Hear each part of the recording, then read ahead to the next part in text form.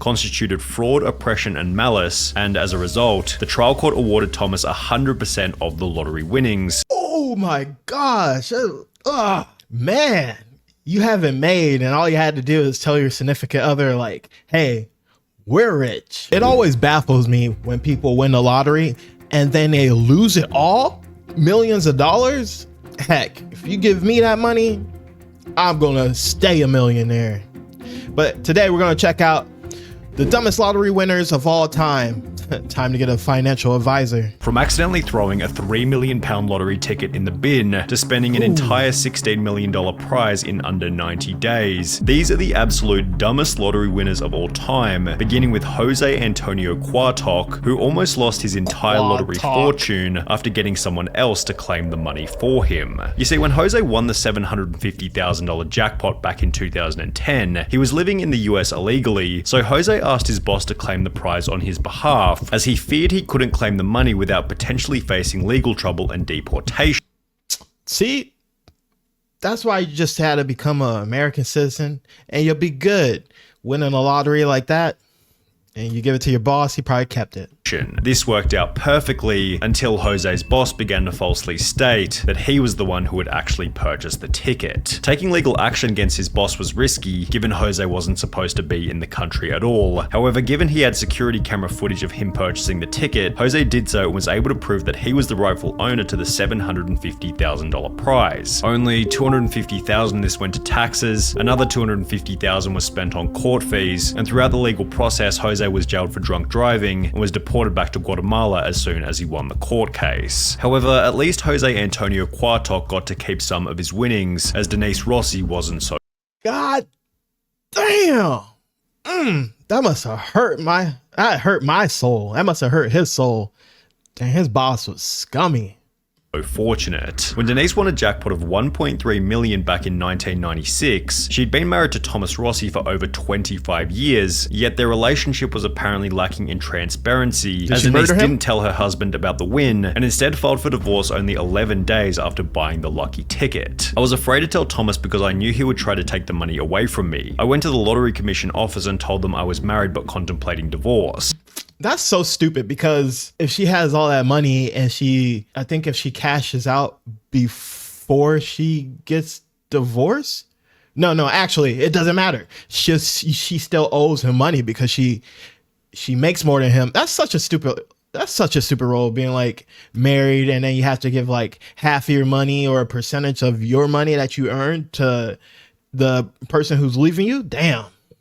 They told me to file before I got my first check, which I did. Denise was initially successful in hiding the money from her now ex-husband, as for a whole 2 years after their divorce, Thomas had no idea that Denise had ever won the lottery. However, in May 1999, a letter was sent to Thomas's home address, asking if Denise was interested in a lump sum buyout of her lottery winnings. This was the first Thomas knew about the lottery prize. He confirmed that Denise was a winner with the California lottery, and given they were still married at the time of the win, Thomas launched a lawsuit stating that he was entitled to half of the prize money. The judge specifically found that Denise's failure to disclose the lottery winnings constituted fraud, oppression, and malice, and as a result, the trial court awarded Thomas 100% of the lottery winnings.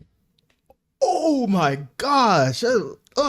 Man, you have it made, and all you had to do is tell your significant other, like, hey, we're rich, right? Boom, game over. But since she was just trying to be like a sleazy Slytherin from Harry Potter, she lost it all. 100%. She lost 100% of the winnings. She might as well have not played at all. Which left Denise with less than nothing, considering she also had to pay for her own legal fees. However, Denise's loss of $1.3 million was still nothing in comparison to Evelyn Adams. Dubbed the luckiest woman in America, Evelyn Adams became the first person in human history to win the lottery twice, initially for $3.9 million in October 1985, before winning another $1.4 million only 4 months later. How? Some people are like, if you play the lottery, you have a more chance of getting hit by lightning than winning the lottery. How'd she win twice? Strike me with lightning 1,000 times and then let me win 3.9. I'll take it. Pay my hospital bills. I'm good to go.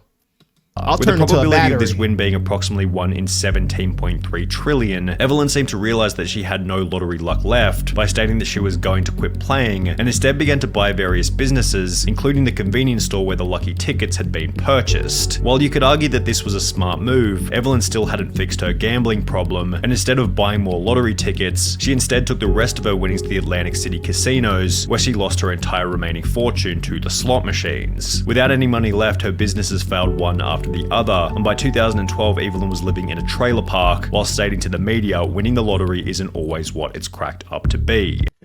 That's for you. I would still be rich. If I was her, oh man, I'd be get a samurai sword and I'd just do some seppuku, some good old school seppuku, to have somebody else there to chop my head clean off like Fruit Ninja, just in case I go through too much pain. But losing all that and winning twice, you're stupid. Is that stupid? Yeah. Kelly Rogers likely had a similar outlook, as after winning over £1.8 million at the age of only 16, her life was also ruined. Initially, Kelly stated, "I will not go wild and spend loads. I'm going to take some advice and see an accountant. Hopefully I will make us all comfortable. I want to help my family, but I won't change. I just want a normal home, nothing posh. I just want a normal car as well." However, as soon as she received the money, Kelly instead spent £11,500 on 2 boob jobs, £300,000 on clothes, makeup and tattoos, as well as £85,000 on top of the range sports cars. What a freaking liar. Oh, he's trying to look all humble to the news. Like, I'm not going to do this, and I'm going to get a financial advisor, and I'm going to help out my family after I get these huge knockers. Liar. Kelly spent a further £250,000 on holidays to locations including Mexico and Euro Disney, £118,000 on gifts to former boyfriends, £190,000 in unreturned loans to friends and family members, and £50,500 on solicitors' fees, all of which being purchased while she was still in high school. Kelly did make a few smart purchases, such as an £180,000 bungalow and a £96,000 home for her mum. However, by the end of the year, Kelly was back to square one, being on welfare with only £2,000 left in her. No, if you win the lottery and they're like, hey, if you say this on the news, we can't help you. You're not going to get any financial help or anything. You can't live on like food stamps, unemployment, nothing. No financial assistance because you literally just fucked up. No. Do not collect $200. Do not pass go. You're going straight to jail. Account. She since stated, "It was too much money for someone so young. Even if you say your life won't change, it does, and often not for the better." Yeah, I just wish I was a bit older at the time of winning it, because I think at 16 you're still just a child, and over. You don't have to be older. You just have to be smart. Like literally, that's all you have to do. Or she could like started a YouTube channel, hire some editors or something, or ask her parents or somebody and be like, real estate seems like a very good like idea. This what you do. If you win $1 million and you have a full-time job, just take about, I don't know, keep your full-time job, take about 20K of the million, splurge on that, but then invest the rest. Right? And then you'll be living lavishly for years to come. Damn. Overnight, you've just got to grow up and become an adult. Which is probably why she's now an advocate for raising the UK's legal gambling age from 16 to 18. Kelly Rogers certainly spent her money poorly. However, at least she had the chance to spend it, as 25-year-old Amanda Clayton from Detroit was no longer alive by the end of her spending spree. Ooh. When Amanda won the $1 million jackpot back in 2011, it seemed as though her life had been changed overnight. However, her win quickly became controversial after the media learned that she was still collecting food stamps and benefit payments despite having won the lottery. Detroit woman is now the second lotto winner in the state to keep taking food stamps after hitting it big. And Amanda Clayton, who won $1 million and took home a $700,000 lump sum, the 24-year-old says even though she now owns 2 homes, she figured she was still allowed to use a bridge card. After being confronted about the damn, somebody snitched on her. Even the news, they were like, you got ops now. So hey, if you win $1 million and you own 2 homes, literally just rent out both those homes, right? And then just keep buying property. You can't, oh my gosh.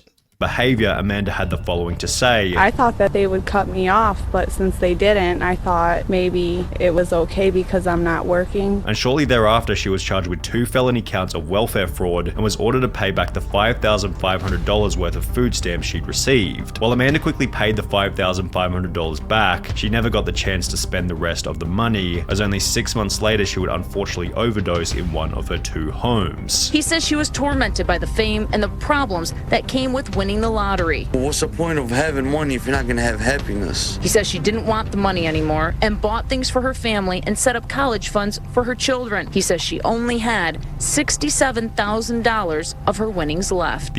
That's why all these people are like, oh my God, I'm gonna do so great. I'm gonna do this for my children, my family, and then help out everybody. Lies! They're gonna be spending on parties, rosé, and stuff like that. Oh my gosh. The end to Amanda Clayton's story was somewhat unexpected. However, a 2-second glance at Ryan McGee is more than enough to predict that this lottery win would eventually end in disaster. After winning £6.4 million back in 2008 at the age of 27, Ryan was placed on the Sunday Times Top 100 Rich list for young people. He purchased a luxury mansion in his home country of Ireland, which featured 5 bedrooms, an indoor swimming pool, a full champagne bar, and a 2-car garage where he kept his brand new Ferrari 458 Italia. Dang, that thing looks nice. But hey, this is the problem with the lottery. Depending on what state you live in, you don't have to tell them who you are or you put your name so the news can't blast you to everybody and now you have ops. But if you live in a state where you have to put your name out, then you get a lawyer before, and then they'll put that in an LLC, and then you can kind of hide yourself from that. But some people are going to dig deep. The news always just like to get people off of some type. You're just gone. However, as you might expect, this is where things began to go terribly. Only 3 years after buying the Ferrari, Ryan slipped off the road, crashing the car into a field, mainly because he was driving in the snow. Locals were amazed Ryan was driving the Ferrari in that weather, especially when he had a more suitable Range Rover he could use. The Ferrari was not understood to be running on winter tires, which, while costing around £4,400, hugely boost grip and handling in icy conditions. Ryan's property development business then dissolved, which was accompanied by a divorce from his wife and the sale of his luxury home. Then, 2 years later, Ryan McGee was pulled over driving an uninsured Ford Focus without a license. However, the most interesting part is that he had to claim legal aid, which is a service for those who are unable to afford a lawyer. Now, Ryan McGee was a complete idiot with his money. However, he still looks like Albert Einstein when compared to Martin Tott. When Martin and his wife Kay won £3 million back in 2001, they didn't go in to claim the prize because, well, they had no idea that Man, this dude looks like he's trouble.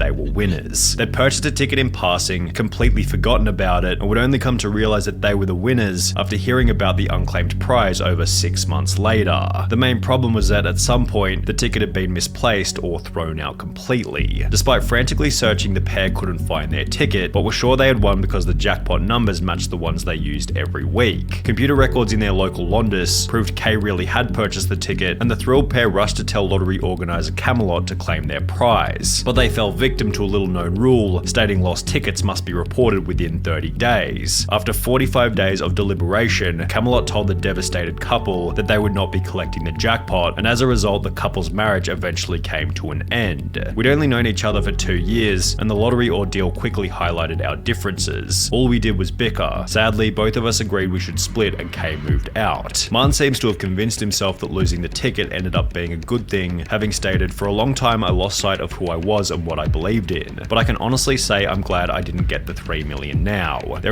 Okay, so it says you won, right? But then you lost a ticket. Is that a valid win? You didn't really lose out on anything. I mean, if money was a deciding factor of them splitting up, then that 2 years was pretty much just a waste.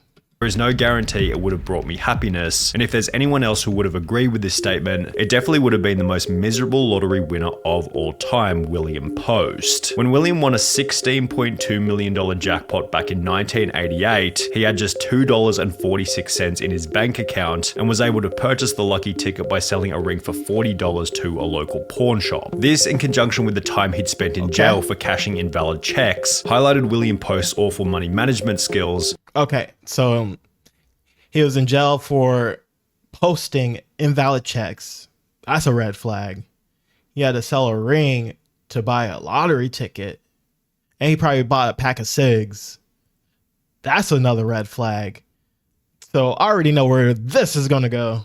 And acted as foreshadowing for how poorly his lottery win was eventually going to be spent. Only 84 days after receiving the $16.2 million, William Post had spent the entire fortune on a boat, a lease for a restaurant in Florida, a used car lot, as well as a private jet. However, even after all of the money had been spent, Post took on a further $500,000 loan to purchase a mansion in Oil City, Pennsylvania. The problem was that William hadn't actually purchased the original ticket himself and had rather given the money to his girlfriend who had bought the winning ticket for him. Because of this, she was able to successfully sue him for 1/3 of the winnings, meaning that Post now owed $5.4 million to his ex-girlfriend from the $16.2 million that he no longer had. Since Post was unable to make this payment, the judge ordered that his bank account be frozen until he was able to come up with the money. However, before he was able to sell enough stuff to pay the $5.4 million, William was arrested and ordered to serve a 6 to 24 month prison term for an assault charge from 6 years prior. Toward the end of his life, Post was on his 7th marriage with over $1 million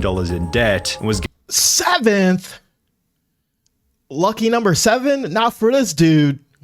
Damn. Keep it in your pants, bro. Getting by on food stamps and a job paying $450 per month. However, William Post still doesn't have the craziest lottery win story of all time. That title goes to Andrew Jackson Whitaker, whose life would change forever after winning $315 million back in 2002. Unlike almost everyone else in this video, Whitaker was actually quite successful prior to winning the lottery, having built up a net worth of over $17 million with the assistance of his construction company. And while this would imply that he was in a position to manage a large lottery win, this isn't what would happen. Whitaker instantly donated 10% of the winnings to churches, Christian groups, and spent a further $14 million establishing the Jack Whitaker Foundation, which provided free food and clothing for low-income families in West Virginia. Obviously, you're doing God's work with all this money. Yes, I am.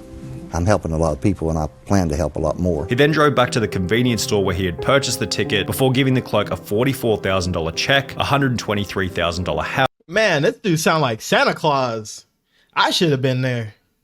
and a brand new Jeep Cherokee, which was followed by Whitaker buying himself a Lamborghini, in which he'd drive around his neighborhood throwing money out of the window. After flaunting this wealth, his Lamborghini was broken into, where thieves stole $545,000 in cash. However, this apparently wasn't much of a wake-up call, as his car was then broken into for the second time, resulting in the loss of a further $200,000 cash. Jack Whitaker's granddaughter passed away, his daughter then passed away, which was followed by a divorce with his wife. And now you've lost your granddaughter. You're about to be divorced from your wife.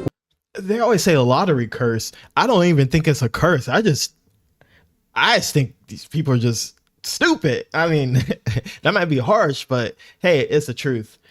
Oh my gosh. These people probably do the like lump sum. I heard it's better to do the lump sum because you get less taxes, but screw that. Just get the 20 years of payments. I mean, it'll be taxed and they'll probably pretty much invest that and make more money. But hey, if you go broke that first year, you got a chance that second year. You go broke that second year, you got a chance that third year. And then maybe by your 7th marriage, maybe you'll learn your lesson. You got 20 years to play it out.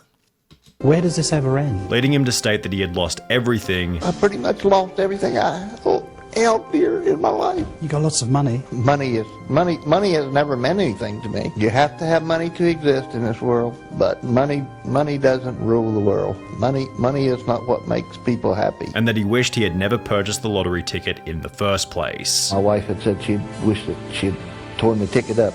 Well, I wish that we had torn the ticket up too. I just don't like what I've become. Torn the ticket up? Oh my gosh. Just give it to somebody else, some random person. I don't need this. Here, guy. Good luck, lottery curse. Like an episode of Goosebumps or something.